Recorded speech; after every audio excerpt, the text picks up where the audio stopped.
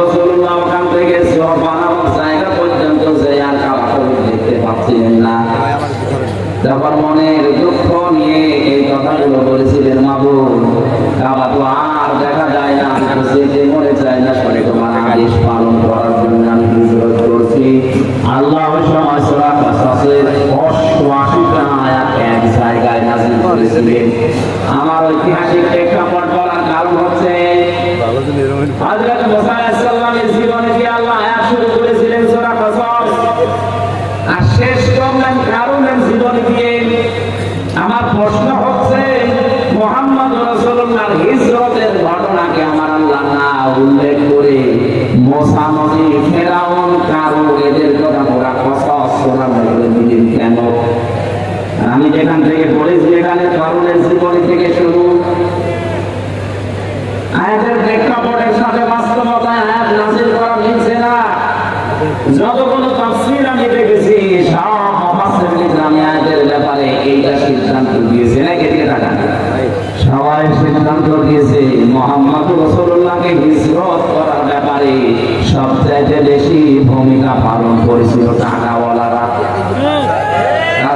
টাকাওয়ালারা 2 নম্বরে বেশি ভূমিকা পালন করেছে ক্ষমতাওয়ালারা। আজ নবীর ওয়ারিস তারা, নবীর খালি উম্মত তারা, এটাকে কিভাবে ফেলার জন্য আপনি তাকান তামাম পৃথিবীতে টাকাওয়ালারা আর ক্ষমতাওয়ালারা চেষ্টা চালাচ্ছে।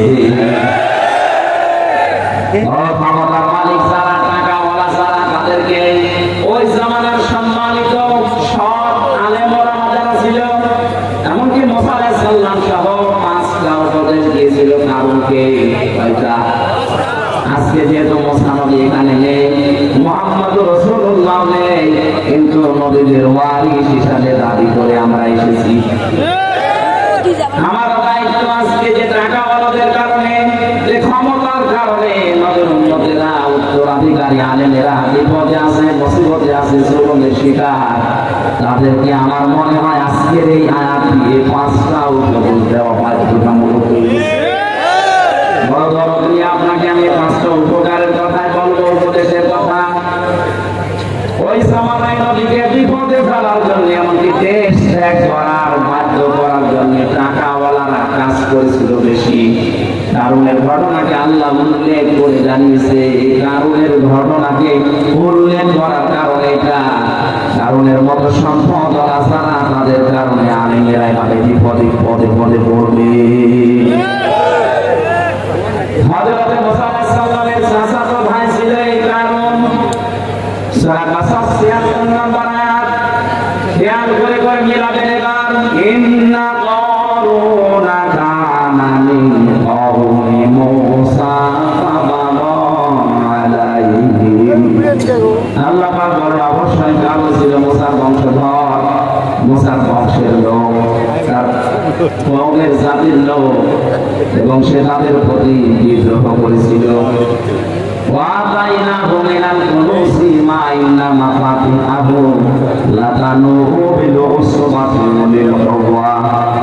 আমি কারণকে এত সম্পদের মালিক বানিয়েছিলাম, একদম শক্তিশালী যুবক তার সম্পদের শুধু চাবি বহন করার জন্য লাগতো।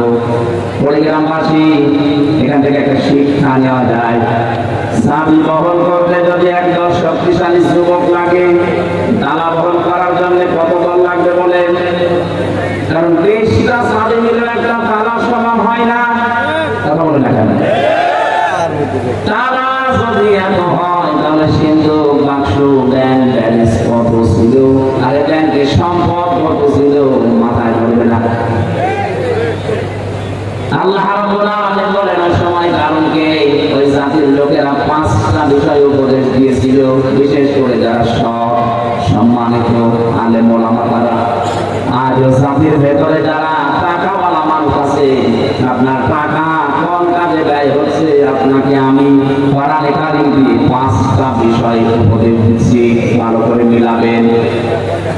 ওই সময় আলেমরা কারণকে ডাক দিয়ে বলেছিল, ইদে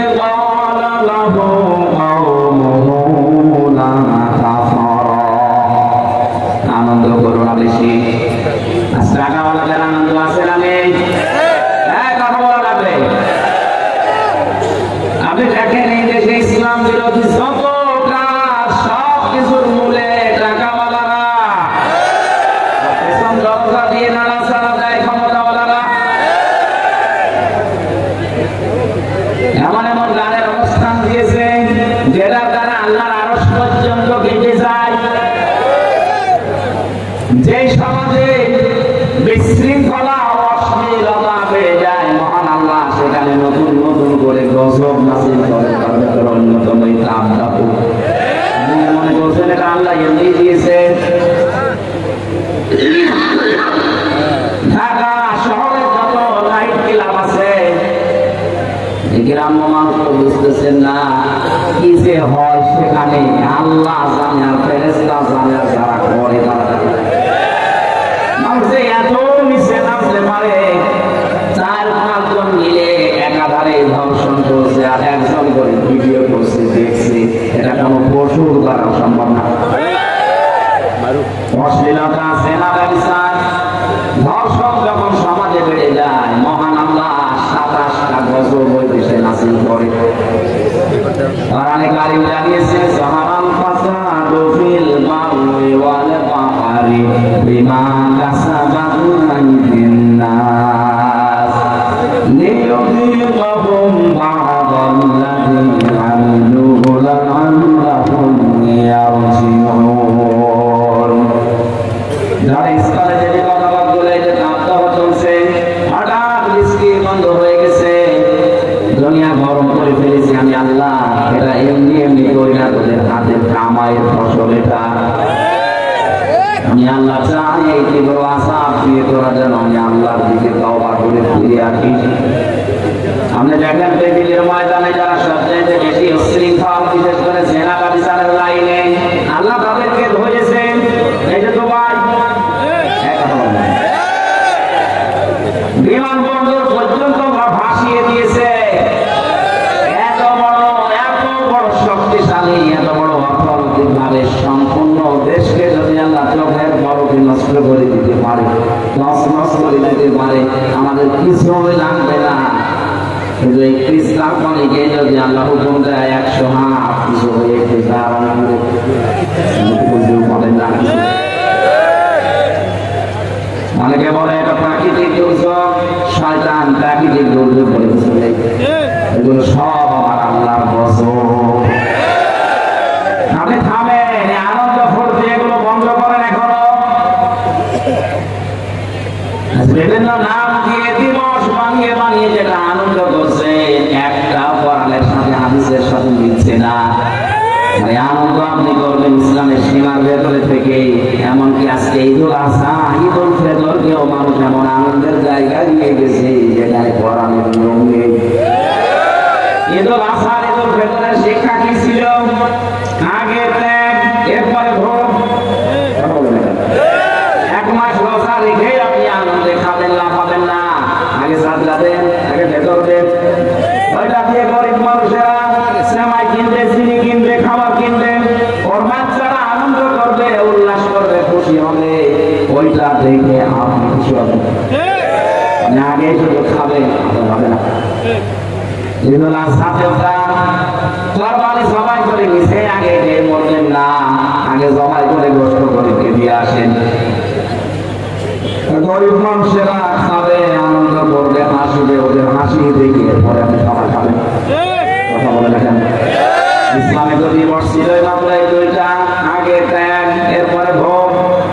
আপনি বলেন তো এই 2টা দিবস বাদ দিয়ে যত দিবস এই বাংলাদেশে এখন চলছে, সে যে নামে হোক, আমি নাম নিলাম না, আন্তর্জাতিক সাম্রাজ্যবাদী যারা আমাদের পকেটের টাকাগুলো একদিকে ছিনিয়ে দেওয়ার জন্য নতুন নতুন দিবস বানিয়েছে, আর একদিকে আমাদেরকে বিশৃঙ্খলা, অশৃঙ্খলা, জনতায় ভাসিয়ে দেওয়ার জন্য ব্যবস্থা করে দিয়েছে। আমি আবার বলছি, ঈদুল আজহা, ঈদুল ফিতর বাদ দিয়ে দুনিয়ায় এমন কোন দিবস আপনি পাবেন না যেখানে আগে ত্যাগ, এরপরে ভোগ, আগে ভোগ, এরপরে ত্যাগ। কথা বলবেন 14 ফেব্রুয়ারি পালন করে মানুষ, বলেন না এর ভেতরে কি আগে ত্যাগের পরে ভোগ? আগে ভোগ করবেন, তারপর ত্যাগ করবেন।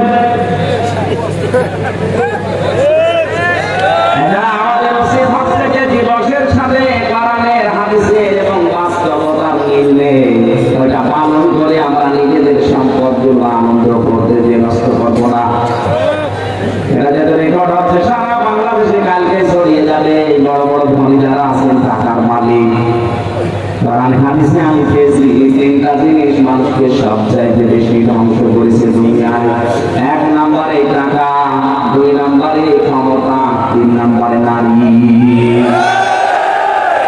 আমি সহ যারা শুনলাম প্রত্যেকে যেন এই 3টা বিষয়ের ব্যাপারে সেন্সিটিভ থাকি, সিনসিয়ার থাকি, সতর্ক থাকি।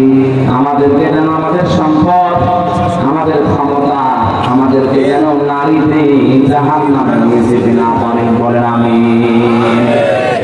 দুনিয়াতে সব মানুষ ধ্বংস হওয়ার পেছনে টাকা আর ক্ষমতা যারা মানুষকে নষ্ট করেছে, এদের কোনো জিনিস এত বেশি নষ্ট করতে পারে না। এই 2টার মালিক যারা, তারা কিন্তু আরো বেশি সতর্ক থাকবেন। টাকা পেলে আপনি আনন্দ করবেন না। নবীজি জানিয়েছেন কিয়ামতে আল্লাহ প্রতিটি মানুষকে